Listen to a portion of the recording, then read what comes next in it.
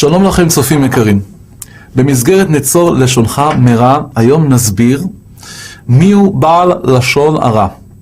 בעל לשון הרע זה המושג החמור ביותר בענייני לשון הרע. לשון הרע זה גנות שאדם מספר על השני, אבל זה גנות שהיא אמת. למשל, יש בו איזה מום מסוים, איזה פגם מסוים, מכל עניין, מכל צד. ברגע שהוא מספר את זה עליו, למרות שזו אמת, זה לשון הרע, שיש על כך לאו מפורש בתורה. יש גם כמה לאווים שמצטרפים על הדבר הזה. מה זה בעל לשון הרע? בעל לשון הרע זה אדם שרגיל תמיד לדבר לשון הרע. יש דבר חמור מלשון הרע, דבר שנקרא מוציא שם רע. מה זה מוציא שם רע? הוא מדבר דבר לא נכון על פלוני שהוא גנות. הוא מספר דבר לא נכון עליו, וזה גם גנות. זה מוציא שם רע, זה הכי חמור הדבר הזה.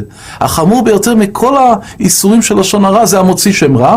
מתחתיו, שזה בעל לשון הרע, והמוציא שם רע זה עין נוח, רק שכאן אדם שהוא בעל לשון הרע, זה אדם שמורגל כל הזמן לדבר לשון הרע. הוא לא חש לדבר בכלל. אצלו נהפך כהפקר. הוא כל הזמן לדבר גנות על אנשים. אדם כזה, אומרים חכמים, אסור לגור בשכנותו, אסור לשמוע אותו, אסור לדבר איתו. היות שכל הזמן שאדם יימצא לפניו, לידו, הוא יחטא בגללו, הוא יחטיא אותו. עד כדי כך הדבר חמור.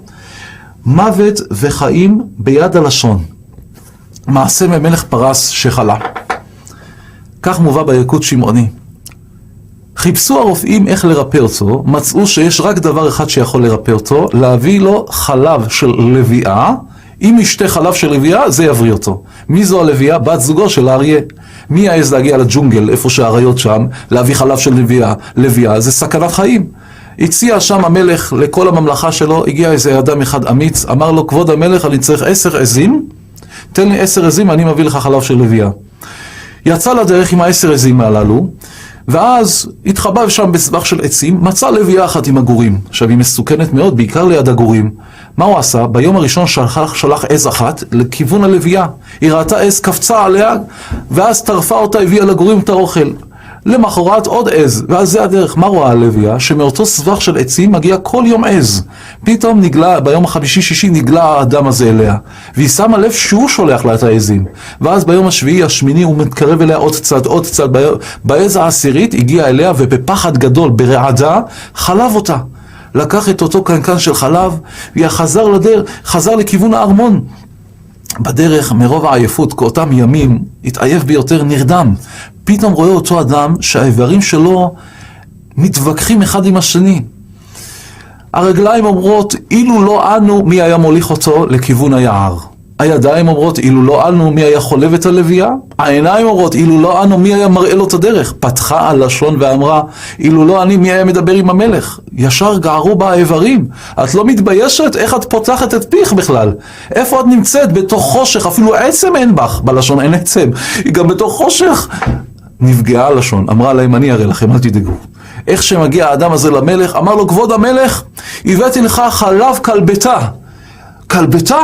שמע המלך, בזיון המלך, קחו אותו, תלו אותו. ישר לקחו השומרים את האדם הזה לתלייה. התחילו כל האיברים לפקוץ. אמרה להם הלשון, אמרתי לכם שאני אראה לכם? אם אני עכשיו יציל אתכם, אתם תודו שאני המלך של האיברים? אמרו ללשון, נודה לך. אמרה הלשון לשומרים, תחזירו אותי למלך, אולי ינצל.